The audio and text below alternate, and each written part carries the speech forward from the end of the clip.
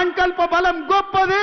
పేదవాళ్లకు సేవ చేయాలి, పేదవాళ్ల గుండెల్లో శాశ్వతంగా గుర్తింపు ఉండాలి అని సంకల్పించడం కాబట్టే ఇవాళ మీ ముందు నిలబడి మాట్లాడగలుగుతున్నా.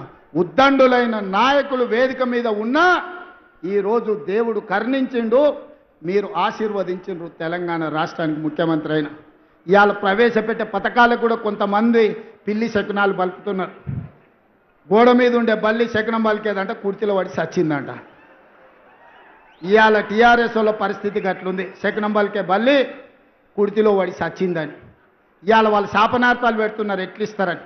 మాకు సంకల్ప బలం ఉన్నది, ఈ పథకాలను అమలు చేస్తాం.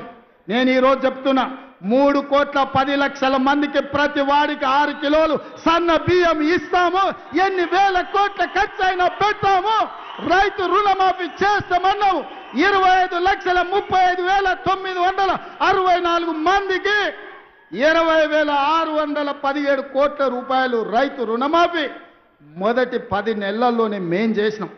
10 ఏళ్లలో చంద్రశేఖరరావు పండ్లకి ఇచ్చుకుంటా 16,000 కోట్లు చేసాం. నాకు నీకు